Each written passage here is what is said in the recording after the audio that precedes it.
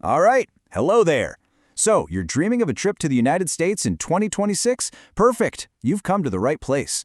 We're going to break down everything you need to know about the electronic system for travel authorization, or as pretty much everyone calls it, ESTA. So America's on your travel list for 2026, that is awesome. But hey, before you get too excited and book those plane tickets, if you're from a visa waiver program country, we need to pump the brakes for just a second. Because your real first step isn't the flight, it's getting your ESTA. Okay, so what even is an ESTA? Well, think of it as an online pre-screening. It's an electronic authorization that says, yep, you're cleared to board a plane headed for the US.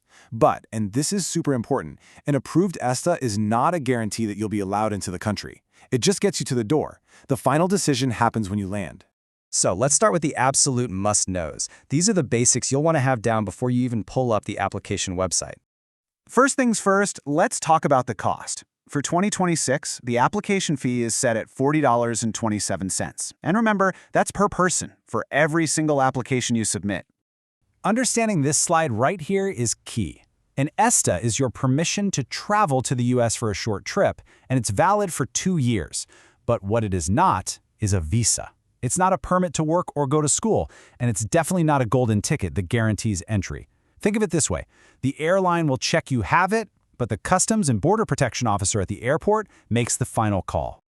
Okay, this all naturally leads to the biggest question of all, doesn't it? Before you go any further, you need to know, do you actually qualify? So who can get one? Well, you have to tick every single one of these boxes. You need to be a citizen of one of the 41 countries in the Visa Waiver program.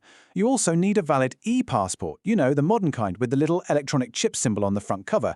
And your trip has to be for tourism, a quick business visit, or just passing through. Now, let's talk about this number, because it's a big one. 90 days. This is the absolute maximum you can stay. It's a hard limit with no extensions, no wiggle room.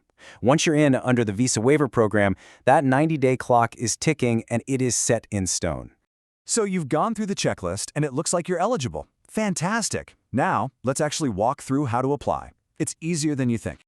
Okay, stop and listen up for a second, because this is probably the most important practical tip I can give you. Only, and I mean only, use the official government website you see here. There are tons of copycat sites out there that look legit, but they'll charge you way more for no reason. Go directly to the source. The application itself is pretty straightforward, broken down into these 5 parts. Just have your passport ready, and a little pro tip, be extra careful when you're typing in your name and passport number. It has to match perfectly. Answer all the questions honestly, and then before you hit that final submit button, just take a deep breath and review everything one last time. Okay, you did it. You hit submit. Now what? Well, the waiting game begins, but spoiler alert, it's usually not a very long one. Let's look at what happens next and what the different results actually mean for you. Now, for most people, the result comes back almost instantly, like before you can even close the browser tab. But sometimes it can take a bit longer. That's why the official advice, the golden rule really, is to apply at least 72 hours before you fly. Please don't be that person trying to apply in the check-in line. And here's some good news to calm your nerves. The numbers are overwhelmingly on your side. As you can see, about 99% of applications get approved. A tiny fraction might get stuck in pending for a bit, and an even smaller number get denied. If that does happen, it just means you'll need to go the traditional route and apply for a visa instead. So once you get that authorization approved message, you're good to go for 2 full years, or until your passport expires, whichever happens first. Think of them as being linked.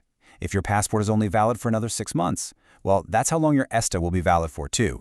All right, we are on the home stretch now. Let's just quickly run through a final checklist of some essential tips to make sure your trip gets off to a totally smooth start. You know, if you only remember one single thing from all of this, please let it be this. Apply for your ESTA the moment you start daydreaming about your trip. Seriously, getting that approval before you've spent any money on flights or hotels is just the ultimate peace of mind. And just a few last little things to keep in mind. Everyone, and yes, I mean everyone in your group, including infants, needs their own ESTA. Also, you might hear talk about new rules, like providing social media info.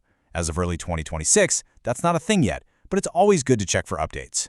And finally, you don't have to print out your approval, but hey, why not save a quick screenshot on your phone? It can't hurt. And there you have it. That's the whole shebang. The ESTA process can feel like a hurdle, but honestly, once you know the steps, you've totally got this. Your big US adventure is literally just one online form away. Now go on and have an amazing trip. Safe travels.